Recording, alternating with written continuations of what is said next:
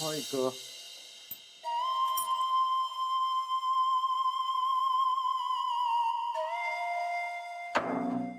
माझ्यासाठी गाडी पार्क करता नाही येत यार. सगळं इव्हिनिंग स्पॉइल झाली माझी. काय फालतू की हे सगळं व्हॅलेंटाईन्स डे खराब झाला. अगं बच्चा तू नाही मला नाही ऐकायचंय काही. इतकं बोर व्हॅलेंटाईन्स डे मला आयुष्यात कधी गेला नव्हता माहितीये. चांगला व्हॅलेंटाईन्स डे स्पॉइल झाला आपला.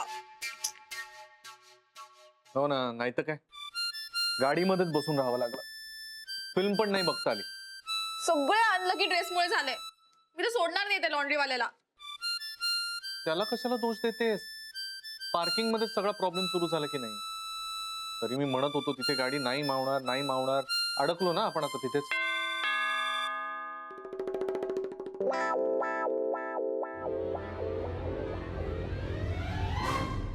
हाय सनाया,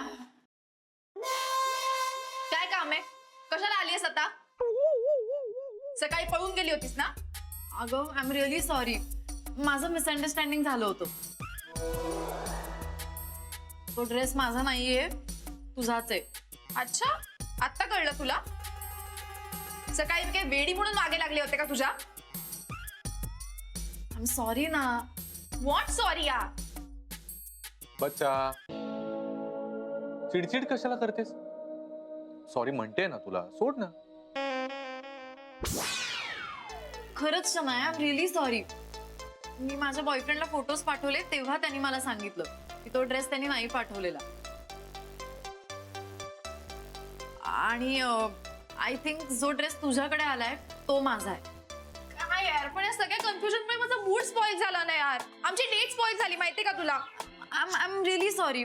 खरंच मी हवं तर तुला तुझा ड्रेस ड्रायक्लीन करून देते माझ्या पैशाने, मग तर झालं. आय एम सॉरी यार.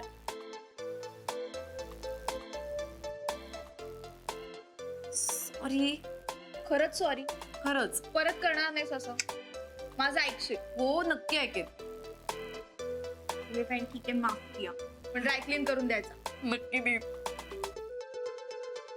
Come here. ए आपण सेल्फी काढूया. हो.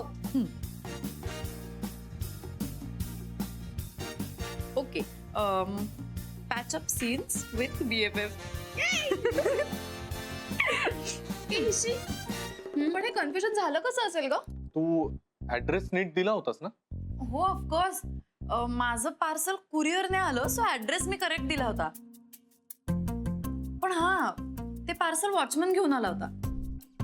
हा, वॉचमॅन करू शकतो. वॉचमॅन करूच शकतो. नाही, मला असं वाटतं कदाचित तुमची पॅकेट्स ना एक्सचेंज झाली असणार. असंही तो वॉचमन बावळट आहे, त्याला काही कळत नाही.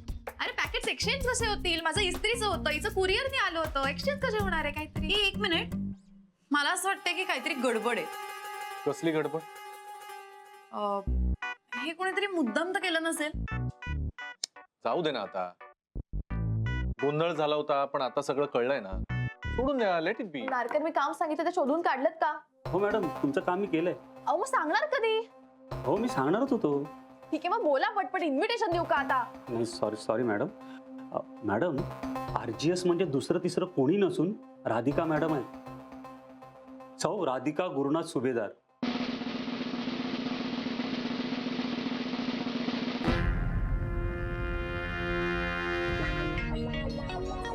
ग्रेट. म्हणजे सगळं त्या आनंद आणि जेनीने केलं असणार आहे यार.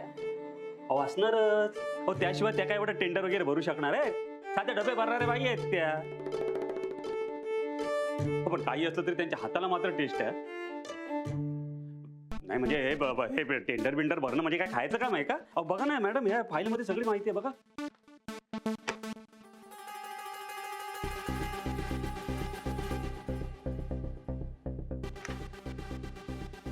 यार, हे तर मीच साईन केलंय सगळं. आनंदने फुल बनवलं यार मला. हो ना. नाही म्हणजे मॅडम, आता तुम्ही काय करायचं ठरवलंय? मी तर म्हणतो गुरुनाथ सरांनी सगळं सांगून टाका. साहेब घरच्या घरी प्रकरण थांबवतील. राधिका मॅडम पण काय आहे, अख्ख्या स्टाफ समोर त्यांचा अपमान झाला तरी त्यांचं मन अजून काय भरलं दिसत नाही. नारकर, तुम्ही बॉस आहात का? बसता का इकडे? Sorry madam. मी तुमचं काम केलंय ना, आता पुढे बघते मी काय करायचं ते. यू मे गो ना. Yes madam. बघितलंस, गुरुनाथ जे सकाळी म्हणला ते करेक्ट आहे.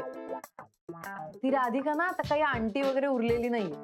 त्यांना डोक्यात आयडियाज घालायला खूप लोक आहेत आता. आणि इथे ते जेनी आणि आनंद स्पून फिडिंग करत असणार तिला, चमचे नुसते. सोड गं ईशा, त्यांना काय हवं ते करू दे. आनंदला दाखवतेस आता शनाया काय चीज आहे ती. त्या राधिकाचा पत्ताच कट करते आता.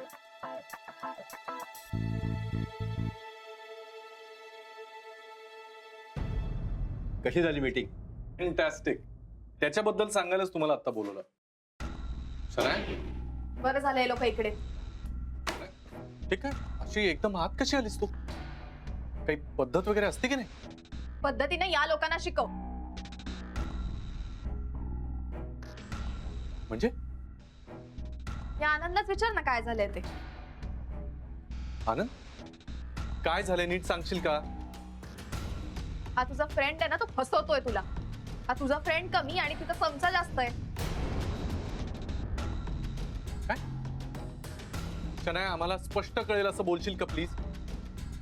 अरे ते टेंडर आपण जे पास केलं ना, ती आरजीएस राधिका गुरुनाथ सुभेदार आहे.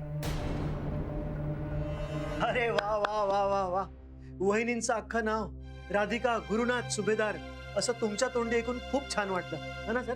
आनंद, मुळात टेंडरची न्यूज राधिकापर्यंत गेलीच कशी? मी तू का केलं असशील असं? सॉरी सर, मध्ये बोलतो म्हणून रागावू नका प्लीज. पण सकाळी तुम्हीच सांगितलं होतं नवीन लोकांना चान्स द्यायला पाहिजे, म्हणून आम्ही त्यांना टेंडर दिलं. अहो पण हो, आणि मी तर म्हणालो होतो की नको द्या म्हणून,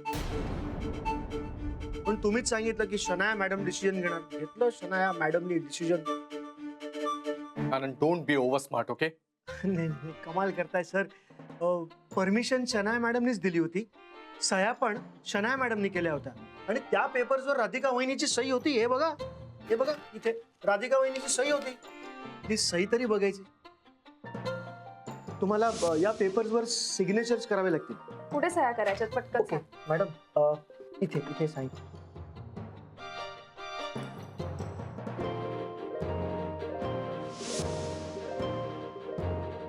न वाचता पेपर साईन केले शनाया मॅडम. व्हॉट?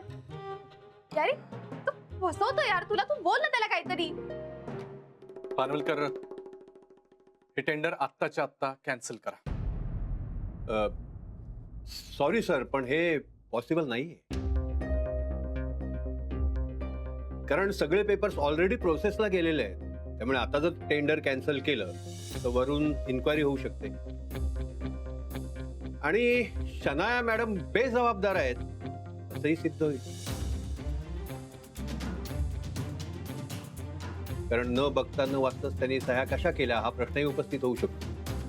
त्यामुळे नियमाप्रमाणे आता टेंडर नाही, कॅन्सल नाही होऊ शकत.